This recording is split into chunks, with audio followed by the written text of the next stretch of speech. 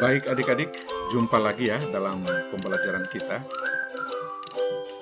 Kali ini Bapak akan menjelaskan tentang dunia dalam genggamanku ya. Mata pelajaran IPS untuk adik-adik di paket B ya. Paket B. Modul dunia dalam genggamanku ini akan terbagi dalam 3 unit atau subtema.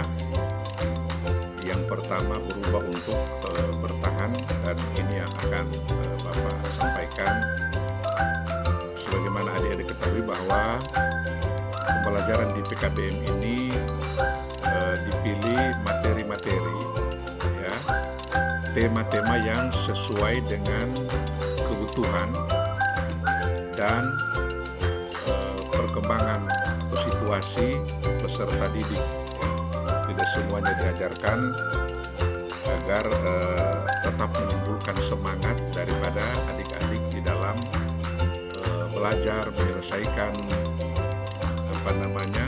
menyelesaikan seluruh program pembelajaran di lembaga ini ya, di PKBM Tunas Baru ini. Kita lanjut ya. Berubah untuk bertahan. Tahukah kalian bahwa manusia adalah makhluk sosial?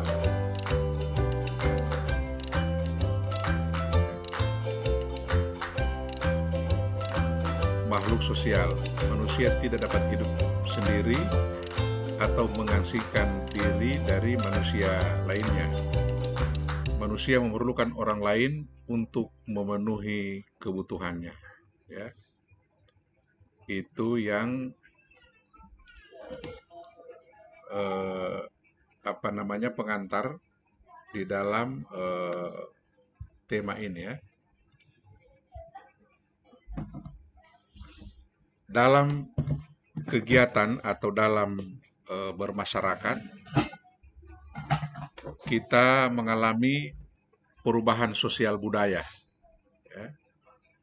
Perubahan sosial, perubahan perkembangan sosial, perkembangan masyarakat. Mulai dari cara berperilaku, pola pikir, teknologi, dan juga perubahan-perubahan lain yang terus berkembang.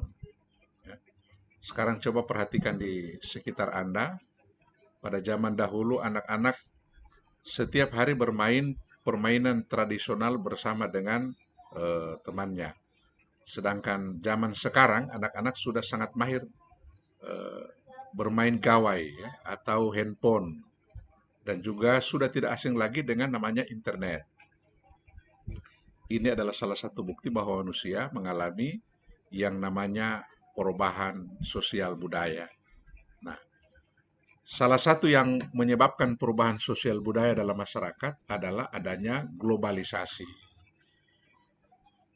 Sasaran globalisasi bukan hanya satu bidang, namun pada banyak bidang. Globalisasi itu artinya mendunia ya. Adanya perubahan dunia, perkembangan dunia, itu yang dimaksud dengan globalisasi. Baik dalam iptek ya, ilmu pengetahuan dan teknologi, ekonomi dan komunikasi. Faktanya, globalisasi membawa dampak yang besar terhadap kehidupan masyarakat. Mengapa begitu? Di era globalisasi seperti saat ini, masyarakat menjadi lebih mudah mengakses dunia luar hanya melalui internet. Era globalisasi sendiri adalah sesuatu yang tidak bisa kita hindari, namun harus kita hadapi secara bijak. Jadi maksudnya tidak boleh kita menghindari adanya perubahan ini. Misalnya karena ada efek negatif, lalu kita lari dari perkembangan ini. Tidak boleh. Yang harus kita lakukan adalah menghadapinya secara bijak. Karena sejatinya globalisasi ini akan menimbulkan dampak positif maupun negatif bagi kehidupan berbangsa dan bernegara. Oleh karena itu kita harus menyikapinya adanya globalisasi ini dengan bijak. supaya kita tetap mengikuti perkembangan zaman, namun tetap menjaga supaya kehidupan berbangsa dan bernegara kita tetap kokoh. Nah, coba ini contoh ya. Ini anak-anak zaman sekarang ya. Ini ada orang tua ya, petani zaman sekarang. Kalau dulu di zaman saya misalnya, atau di zaman orang tua adik-adik, anak-anak seperti ini mainnya pakai apa namanya, pakai mobil-mobilan misalnya, ya kan?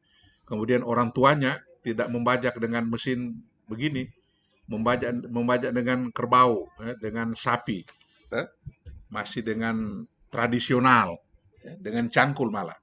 Ini bukti adanya perubahan. Contoh lain ada tsunami tahun 2005 itu atau 2006 terjadi di Aceh. Hanya dengan hitungan detik kita bisa langsung mengetahuinya. Ini contoh perubahan ya, perkembangan. Berikut pengertian perubahan sosial. Ya. Ini ada beberapa ahli yang memberikan pemikiran, mendefinisikan tentang apa itu perubahan sosial. Ini menurut Max Weber.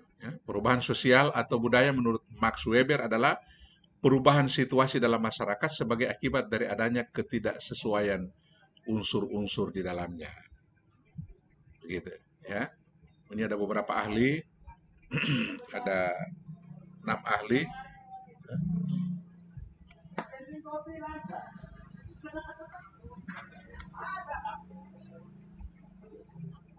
Kita masih lihat ya.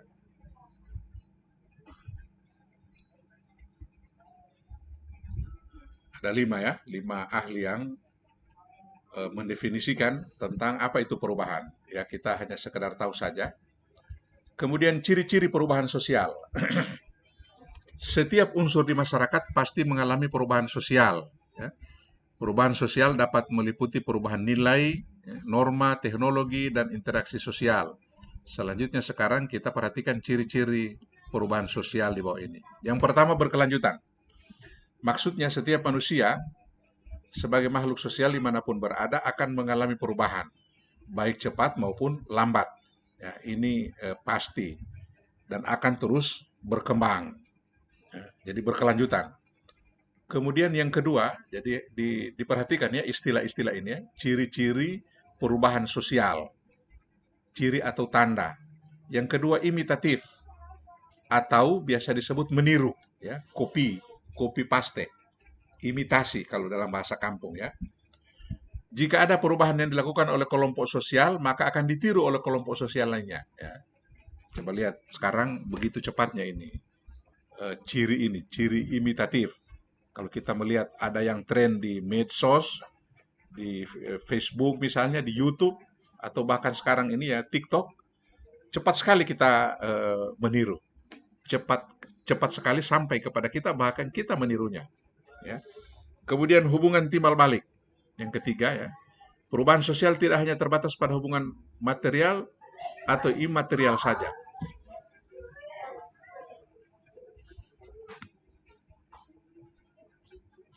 Namun dapat terjadi pada keduanya karena hubungan timbal balik, ya.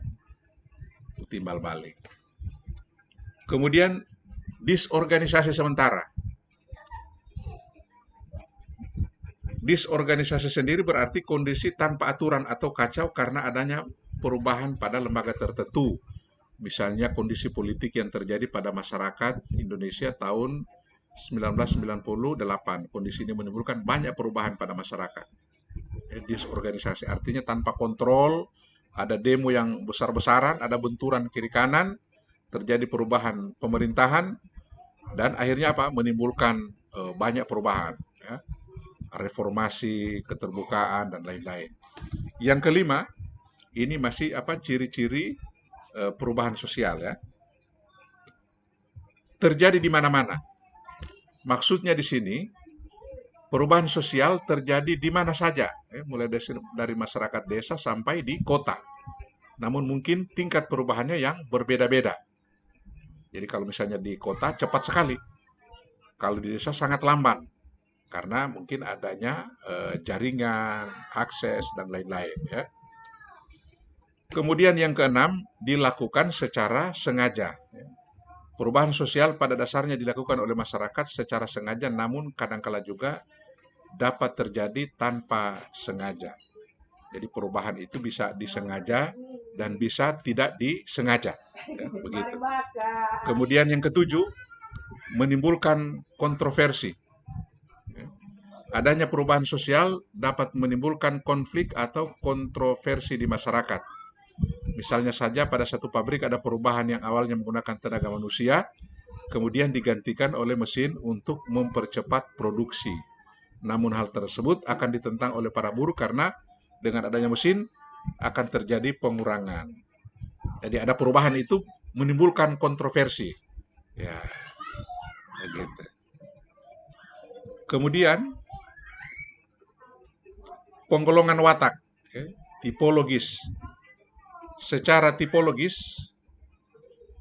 perubahan sosial dapat digolongkan menjadi beberapa bentuk, antara lain proses sosial, perubahan struktur kelompok, dan segmentasi. Bentuk-bentuk perubahan sosial. Ya. Ternyata perubahan sosial yang terjadi di masyarakat satu dengan masyarakat lain tidak sama, tergantung pada masyarakatnya itu sendiri.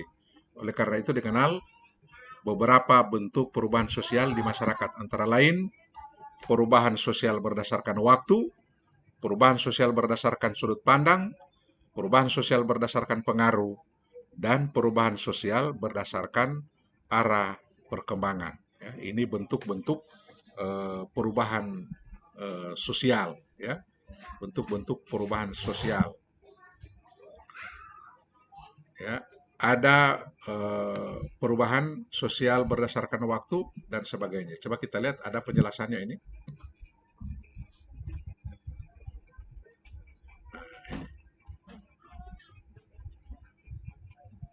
Bagaimana penjelasannya? Ya, pertama, perubahan sosial berdasarkan waktu. Perubahan sosial berdasarkan waktu dibagi menjadi dua. Jadi ada yang perubahan sosial lambat, kemudian ada yang perubahan sosial yang cepat. Kalau yang lambat, sebagai contoh adalah perubahan dari masyarakat tradisional menjadi masyarakat modern. Ini tentu lambat dari desa ini. Dalam sistem perdagangan misalnya, dulu kita mengenal dengan namanya barter. Sekarang berganti menggunakan uang. Jadi kalau dulu barter, tukar barang dengan barang. Sekarang berganti dengan uang. Begitu. Dulu berdagang masih dengan manual, pergi ke pusat perbelanjaan. Sekarang cukup dengan digital misalnya. Dulu mengirim uang dengan lewat pos. Jadi sekarang lewat banking misalnya. Ini perubahan sosial yang lambat. Kemudian ada yang cepat. Nah, pada umumnya yang cepat ini menyebabkan konflik di masyarakat. Misalnya dengan adanya revolusi industri tentu akan menyebabkan banyak pengangguran. Nah, ini yang cepat sekali ini. Sebagai contoh adalah peristiwa revolusi industri di Inggris. Jadi ada robot yang menggantikan tenaga manusia. Di pertanian sudah ada mesin. Akhirnya ini menimbulkan kontroversi di masyarakat. Karena apa? Banyak masyarakat yang kehilangan pekerjaannya. Ya. Ya. Bagaimana dulu, ya kan, pada perkembangan industri, ya, industri modern ini. Berikut ada perubahan sosial berdasarkan sudut pandang masyarakat. Perubahan yang dikehendaki. Jadi perubahan ini karena sudah diperkirakan atau direncanakan oleh pihak yang melakukan perubahan. Nah, gitu ya. Jadi misalnya dari satu desa itu dikehendaki adanya perubahan oleh penguasa, oleh pemerintah, maka terjadilah perubahan itu. Nah, pembangunan jalan, pertanian, kawasan industri, begitu. Ada proyek-proyek misalnya, itu dikehendaki karena diprogramkan oleh masyarakat. Kemudian perubahan sosial berdasarkan pengaruh. Perubahan sosial besar. Jadi ada perubahan yang menyangkut masyarakat luas dan membawa pengaruh yang berarti bagi masyarakat. Contoh perubahan dari masyarakat agraris ke masyarakat industri. Jadi dulu ada satu desa yang kental dengan pertanian, sekarang sudah beralih ke industri karena apa? Lahan-lahan pertaniannya sudah habis dibangun untuk kegiatan industri, pabrik dan sebagainya. Ini adalah perubahan sosial yang sangat besar.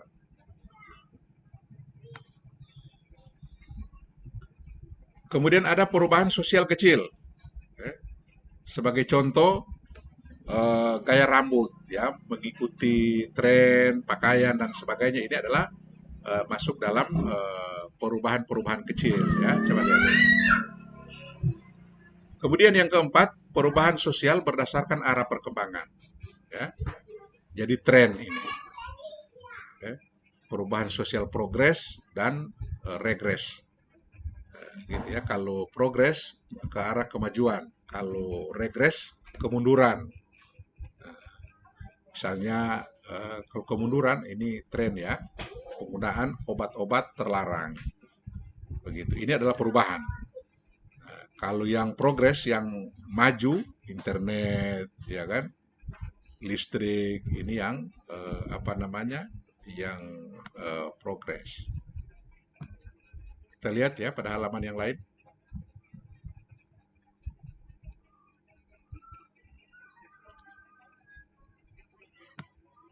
Saya kira ini ya, adik-adik, eh, terlalu padat ini materi, terlalu banyak, dan Bapak berharap dengan garis-garis besar, dengan beberapa poin-poin yang disampaikan ini, dapat menambah semangat dan dicerna dengan baik ya.